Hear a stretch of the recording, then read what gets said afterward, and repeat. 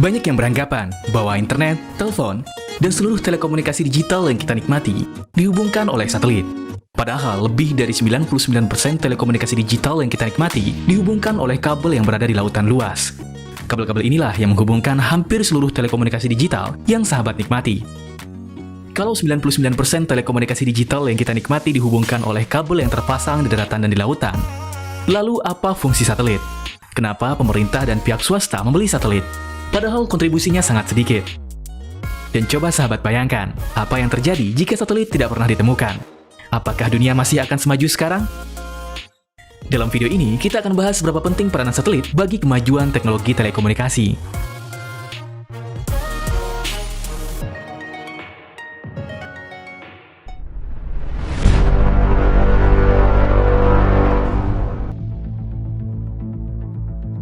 Satelit pertama kali diluncurkan pada 4 Oktober 1957 oleh Uni Soviet pada masa Perang Dingin. Satelit ini bernama Sputnik, mengorbit di ketinggian 577 km. Teknologi awal satelit tidaklah terlalu canggih, belum bisa untuk menerima dan memancarkan sinyal. Jadi hanya satu arah. Sputnik memancarkan gelombang yang bunyinya seperti ini.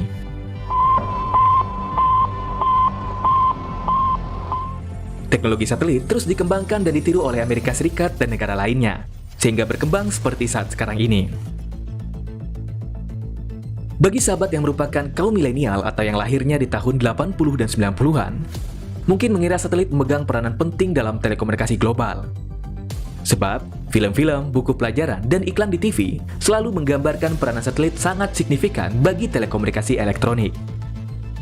Sering kali kita diperlihatkan gambar satelit yang menghubungkan sinyal antara satu poin ke poin lainnya, sehingga ada istilah cloud, yang berarti kalau kita sedang online, kita sedang mengakses sinyal yang dihubungkan melalui satelit. Tapi tahukah sahabat, bahwa sebenarnya lebih dari 99% telekomunikasi digital yang kita nikmati ditopang oleh jaringan kabel. Jaringan kabel ini membentang di lautan luas. Lebih dari 420 jalur kabel fiber optik bawah laut menunjang lebih dari 99% telekomunikasi digital.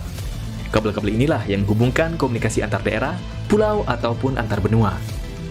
Kalau di daratan, penampakan kabel fiber optik seperti ini. Terkadang instalasinya acak-acakan.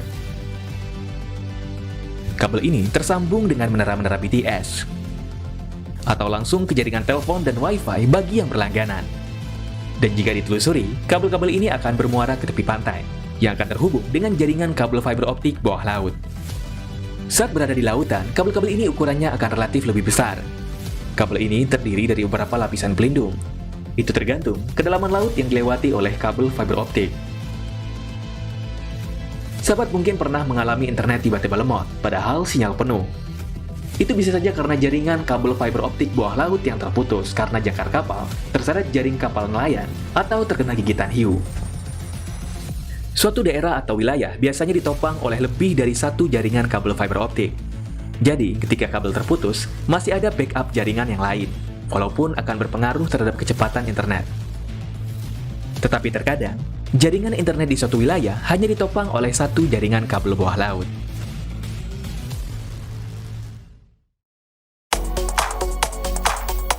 30 Maret 2016, 10 negara Afrika tiba-tiba tidak bisa terhubung dengan internet.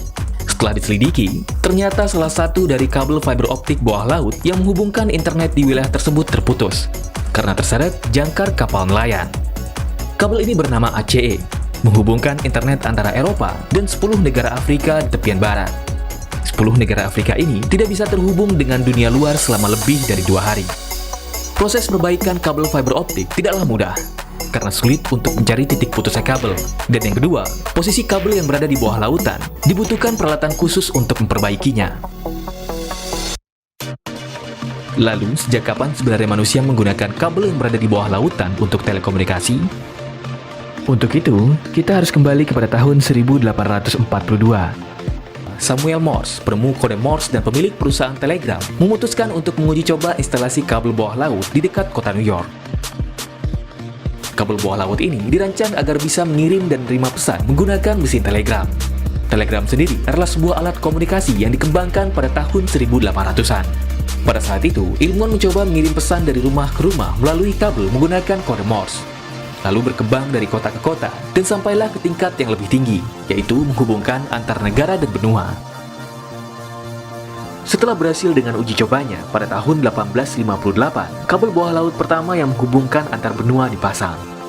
Kabel ini bernama Transatlantik, menghubungkan antara Amerika Serikat dan Inggris.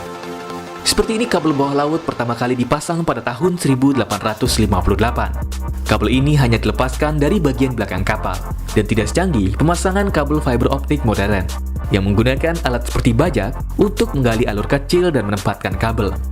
Hal ini bertujuan untuk melindungi kabel dari jangkar kapal, jaring penangkap ikan, ataupun dari gigitan hiu. Tetapi terkadang pemasangan tidaklah selalu sempurna, dan kabel terputus karena jangkar kapal. Seperti kasus di Afrika pada tahun 2016. Kabel-kabel ini terus diperbarui tiap tahunnya. Umur rata-rata kabel fiber optik bawah laut adalah 25 tahun. Dan setelah kabel itu dipensiunkan, diganti dengan jaringan yang baru. Kalau dahulu di zaman telegram dan telepon, kabel bawah laut menggunakan tembaga. Dan sekarang adalah zamannya fiber optik. Fiber optik dikenal sebagai media telekomunikasi yang paling handal yang pernah ditemukan. Kecepatannya hampir menyamai kecepatan cahaya. Ini dia jaringan kabel fiber optik bawah laut di seluruh dunia. Dan ini jaringan kabel fiber optik bawah laut yang ada di Indonesia. Semua jaringan ini terkoneksi dengan jaringan di darat, lalu terhubung dengan menara-menara BTS, telepon rumah, dan wifi bagi yang berlangganan. Dan jikalau 99% telekomunikasi elektronik dihubungkan melalui kabel fiber optik, pertanyaannya, kenapa pihak swasta dan pemerintah negara-negara dunia membeli satelit? Fungsi satelit yang paling umum sebenarnya adalah untuk memancarkan siaran televisi ke daerah-daerah terpencil atau ke yang berlangganan TV satelit. Jika sahabat pernah menemui antena parabola seperti ini, itu katanya terhubung langsung dengan satelit. Atau bisa juga untuk aktivitas perbankan dan militer, karena jaringan satelit dinilai relatif aman dari penyadapan dan hackers. Harga satu satelit tentunya tidaklah murah. Untuk membangun satu satelit, dibutuhkan dana sekurangnya 2 triliun rupiah. Itu juga belum termasuk biaya roket untuk meluncurkan satelit ke orbit bumi, dan juga biaya pemeliharaannya. Fungsi satelit yang lain adalah sebagai surveillance system, atau untuk memata-matai negara lain. Dan juga sebagai global positioning system, atau yang lebih dikenal sebagai GPS. Bisnis satelit adalah bisnis yang sangat besar. Total omset tiap tahunnya lebih dari 4.000 triliun rupiah. Angka yang sangat mahal jika dibandingkan dengan fungsinya yang hanya melayani kurang dari 1% telekomunikasi digital di seluruh dunia. Dan menurut sahabat, apakah ada teknologi yang menyamai kecanggihan satelit yang anti sadap dan aman dari serangan hackers, tetapi bisa dibangun menggunakan biaya yang lebih murah, menggunakan teknologi parabola untuk memancarkan sinyal ke langit, dan langit akan kembali memancarkan sinyal tersebut ke parabola penerima? Alaska, 1955. Angkatan Udara dan Angkatan Darat Amerika Serikat membangun lebih dari 80 antena parabola raksasa. Proyek ini disebut dengan White Alice Communication System. Proyek ini berguna untuk menghubungkan kota-kota kecil di Alaska yang katanya sangat sulit dipasang jaringan telepon. Parabola besar ini bekerja dengan cara memancarkan sinyal ke langit, dan secara mengejutkan, sinyal tersebut dapat dipantulkan oleh langit ke parabola penerima tanpa bantuan satelit. Teknologi ini sangat mirip dengan satelit, bisa mengirim sinyal dari satu poin ke poin lainnya menggunakan parabola. Tetapi bedanya hanya satelit itu sendiri. Jika menggunakan teknologi yang ada sekarang, satelit sebagai medianya yang menghubungkan sinyal dari parabola A ke parabola B. Sedangkan menggunakan White Alice Communication System, satelit tidak dibutuhkan sebagai media. Langit akan memantulkan sinyal dari parabola A menuju parabola B. White Alice Communication System memiliki keunggulan yang sama dengan satelit, yaitu sangat sulit dan hampir tidak mungkin untuk disadap ataupun dihack. Bukan hanya di Alaska, ternyata teknologi ini sempat diinstalasi di Kepulauan Okinawa, Jepang, Filipina, dan Hawaii. Tetapi sangat disayangkan, sebelum teknologi White Alice Communication System berhasil dikembangkan secara sempurna, pemerintah Amerika Serikat lebih tertarik mengembangkan satelit karena terpengaruh Uni Soviet yang terlebih dahulu meluncurkan satelit Sputnik pada tahun 1957. Amerika tidak mau kalah dari Uni Soviet, jadi White Alice Communication System ditinggalkan. Padahal jika dikembangkan, teknologi ini tentunya akan jauh lebih murah dibandingkan menggunakan satelit. Karena tidak memerlukan roket peluncur dan satelit yang membuatnya dibutuhkan dana triliunan rupiah itu. Bagaimana menurut sahabat?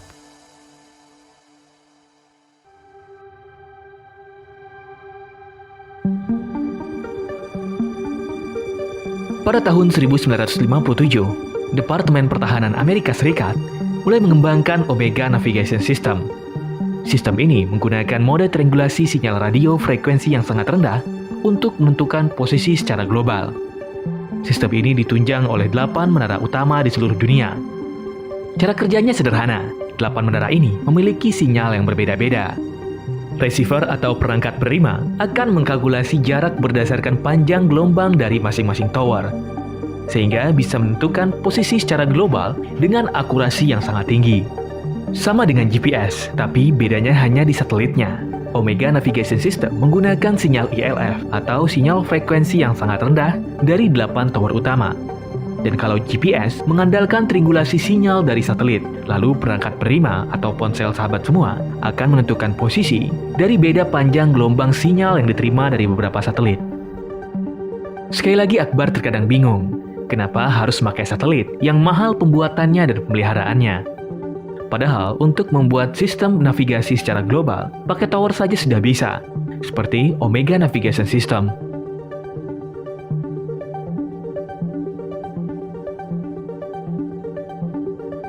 Dan bagaimana data kemacetan yang kita lihat di Google Maps atau aplikasi lainnya? Apakah itu juga dideteksi oleh satelit? Sebenarnya, tingkat kemacetan yang sahabat lihat di Google Maps, datanya juga berasal dari pelanggan Google itu sendiri. Sistem otomatis Google akan mendata berapa banyak ponsel yang berada di jalanan. Jika jumlah ponsel yang aktif di suatu jalan itu banyak, maka indikator di Maps akan menjadi merah. Dan kalau jumlah ponsel yang berada di suatu jalanan tersebut sedikit, indikator akan berubah menjadi hijau. Seperti dikutip dari Vice pada bulan Februari 2020 yang lalu, seorang pria bernama Simon membawa puluhan ponsel yang menyala bersama gerobak kecilnya. Ia membawanya berkeliling kota Berlin di Jerman. Dan hasilnya, setiap area yang dilewati oleh Simon dan gerobaknya yang penuh dengan ponsel tadi, berubah menjadi merah di Google Maps, padahal jalanannya kosong. Jadi sama sekali bukan dideteksi oleh satelit. Satelit hanya berfungsi sebagai pemancar sinyal yang pasif, yang sebenarnya juga bisa digantikan oleh sistem yang lain, seperti 8 tower utama pada Omega Navigation System.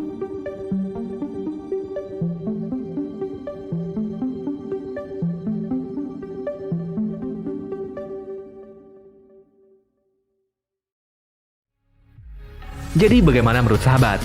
Apakah yang terjadi jika satelit tidak pernah ditemukan? Apakah dunia tetap akan semaju sekarang? Jawabannya tentu saja bisa.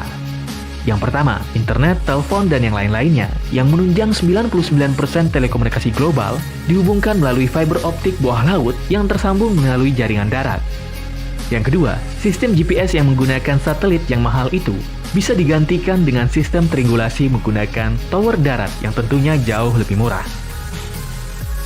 Dan yang ketiga, sistem telekomunikasi aman untuk perbankan dan militer atau untuk menjangkau daerah pedalaman cukup gunakan Wide Alice Communication System yang telah dikembangkan sebelum satelit pertama Sputnik diluncurkan, yaitu dengan menggunakan teknologi memantulkan sinyal ke langit dan sinyal secara otomatis akan dipantulkan langit ke parabola penerima. Bagaimana menurut sahabat? Apakah kita sependapat? Silakan tulis pendapatmu di kolom komentar. Terima kasih telah menonton video ini sampai selesai. Jika kamu memiliki ide untuk topik berikutnya, silakan tulis di kolom komentar. Terima kasih dan sampai jumpa.